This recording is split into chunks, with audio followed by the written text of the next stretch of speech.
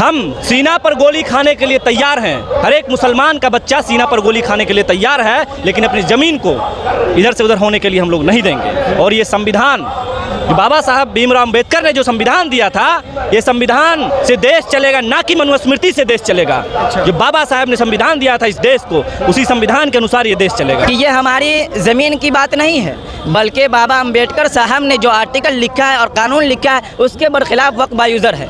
आपको मैं बताता हूँ कि 300 आर्टिकल नंबर और article number 26, article number 25, article number 90 और आर्टिकल नंबर 15, इन सब के अंदर वक्फ बायूज़र का कोई दखल नहीं है। उन सब आर्टिकल के अंदर यही लिखा हुआ है कि हिंदुस्तान के अंदर जितने भी क्या बोलते हैं कौम है, वो सब अपने अपने इबादतगाहों में खुले आम तौर पर वो इबादत कर सकते हैं। तो फिर जब बाबा अंबेडकर साहब ने जब कानून लिख दिया, तो फिर आप कौन होते हैं उसको तोड़ने वाले? वक्फ बिल जो बनाया गया वो हम लोगों के विरुद्ध बनाया गया। आखिर क्या कारण है कि सिर्फ एक ही कौम को, एक ही कम्युनिटी के लोगों को टारगेट किया जाता है मोदी सरकार के द्वारा? इसके पहले ट्रिपल तलाक में किया गया, अभी जो है वक्फ बिल में किया गया। इस तरह से सरकार जो है वो हमेशा करते आया है। आखिर क्या कारण है? हम लोगों से आखिर उनको क्या दुश्मनी है? हम लोग चाहेंगे सरकार से, प्रधानमंत्री से मैं आग्रह करना चाहता हूं, ये कानून वापस ले लें। जिस तरह से किसान का कानून, काला कानून वापस लिया गया, उसी तरह से ये हम लोगों के इस आइन को, इस कानून को वापस ले लें। ये जमहूरियत में हम सबका हक है। इसी हक को मांगने के लिए हम आए हैं। बाबा साहब अंबेडकर ने जो हमें कानून दिया, जो दस्तूर दिया है, उसी दस्तूर की हिफाजत के लिए हम सब आए हैं, ताकि ये दस्तूर महफूज रहे।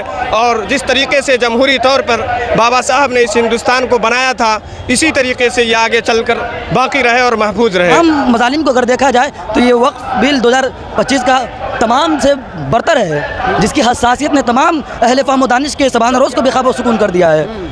इसके तहत मुसलमानों को हर वक्त तैयार रहेगा। कहते हैं कि मुसलमानों के फ़ायदे के लिए वक्फ बिल आया। देखिए, अगर मुसलमानों का फ़ायदा होता तो ये मोदी हुकूमत जो 2014 में आई और इन्होंने कहा कि देश 1947 में आज़ाद नहीं हुआ, बल्कि उनके पूरे प्रवक्ता ये कहते हैं कि देश 2014 में आज़ाद हुआ है। अभी हम पटना के गांधी मैदान में, और पटना के गांधी मैदान में वक्फ बचाओ और दस्तूर बचाओ का यहाँ पर जो है महारैली होने जा रहा है। अभी दिन के करीब 12 बज रहे हैं और 12 बजते ही पूरे पटना के ऐतिहासिक गांधी मैदान लोगों से, पूरे बिहार के मुसलमानों से खचाखच भर गया। ऐसा लग रहा है कि ये पटना का ऐतिहासिक गांधी मैदान पहली बार इतना भारी लोगों से खचाखच भीड़ हुई है। क्या कहना चाहेंगे आज जो पटना के गांधी मैदान में आप लोग आए हैं? हमारा कहना ये है कि मोदी हुकूमत जो बिल वक्फ कानून के तहत पास किया है, इसके ज़रिए से वो ये चाहते हैं कि हमारी मदारिस, मकातिब, खानकाह, दीनी इदारे, उनके ऊपर वो कब्ज़ा कर लें और मुसलमान इससे बरी हो जाएं। तो मुसलमान ये बताने के लिए आए हैं कि ये जो वक्फ़ की ज़मीन है और मुसलमानों के जो आबा व अजदाद ने इन ज़मीनों को मुसलमानों की हिफाजत के लिए और मुसलमानों की बका के लिए अल्लाह तबारक व तआला के रास्ते में दिया था, मुसलमान इसी की हिफाजत के लिए आज आए हैं, ताकि ये कानून जो इस मरकज़ी हुकूमत ने पास किया था, इसे रद्द किया जाए और ये काला कानून वापस लिया जाए। इसी के लिए हम सब यहाँ आए हुए हैं। आप लोग लगातार इकट्ठा हो रहे हैं, रैलियाँ कर रहे हैं, क्या लगता है इससे जो वकी कानून आई है वो वापस हो जाएगी? हम लोग तो उम्मीद करते हैं कि वापस हो जाए। यही इस हिंदुस्तान की जमहूरियत का बका के लिए ज़रूरी है और ये जमहूरियत में हम सबका हक है। इसी हक को मांगने के लिए हम आए हैं। बाबा साहब अंबेडकर ने जो हमें कानून दिया, जो दस्तूर दिया है, उसी दस्तूर की हिफाजत के लिए हम सब आए हैं, ताकि ये दस्तूर महफूज रहे।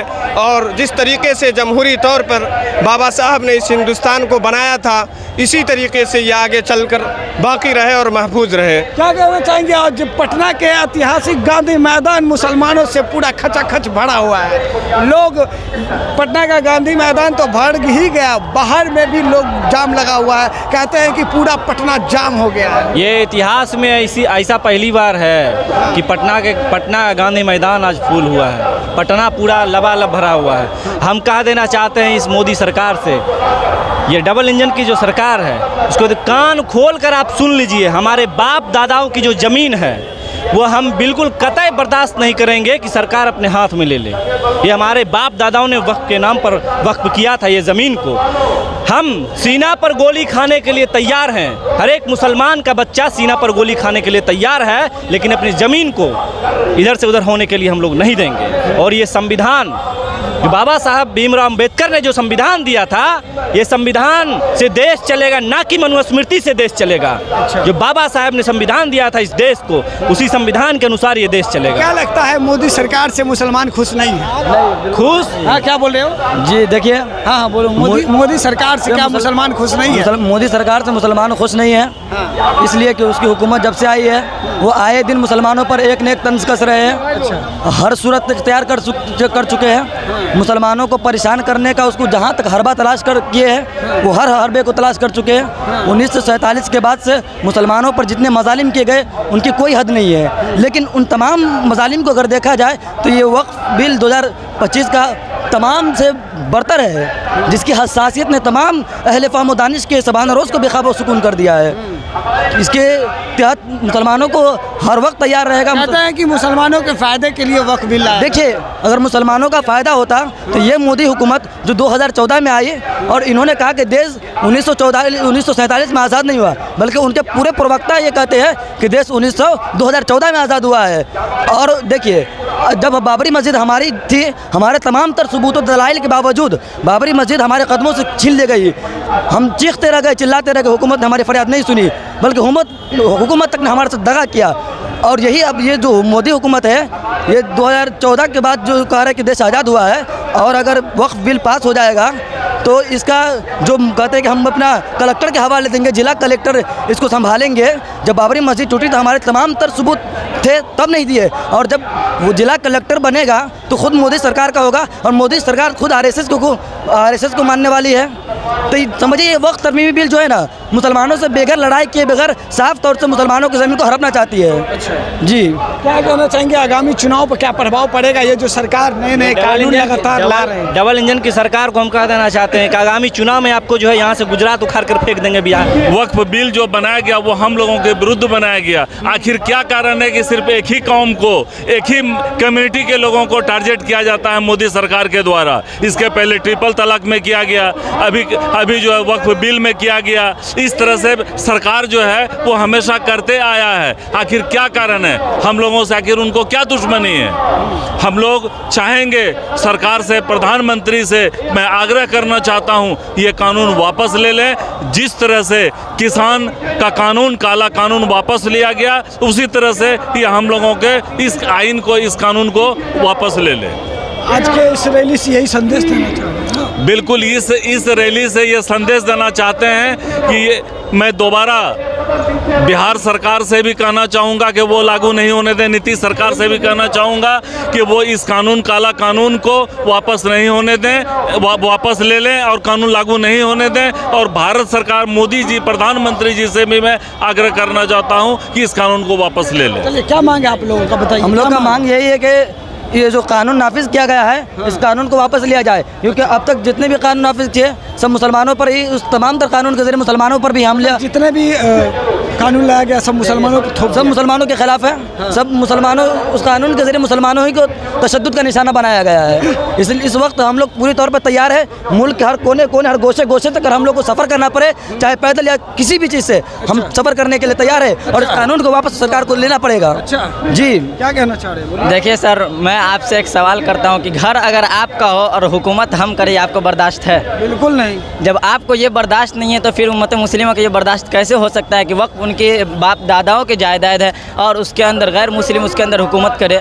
ये कैसे आपको मुनासिब? अकल से भी ये बात बिल्कुल नहीं लगती है कि घर किसी और का हो और हुकूमत उसके अंदर हम करें। अगर आपको इतना ही शौक़ है कि वक्त की ज़मीन आपके बाप दादाओं के हैं तो आप प्रूफ कीजिए। और जिस तरह आप मस्जिदों और मस्जिद के अंदर आप अपने क्या बोलते हैं साथियों को शामिल कर रहे हैं उस ज़मीन के अंदर, इसी तरह आप मंदिरों के अंदर भी मुसलमानों को शामिल कीजिए और उसका कलेक्टर मुसलमानों को भी बनाइए। जिस तरह अगर हमारी ज़मीन में आप शिरकत कर रहे हैं तो आपकी ज़मीन में भी शिरकत की जाए। ये सिर्फ मुसलमानों के, आप 2014 के ही खिलाफ है। आप 2014 से देखिए सर, 2014 से लेकर के बहुत सारे मुसलमानों को टारगेट किया गया।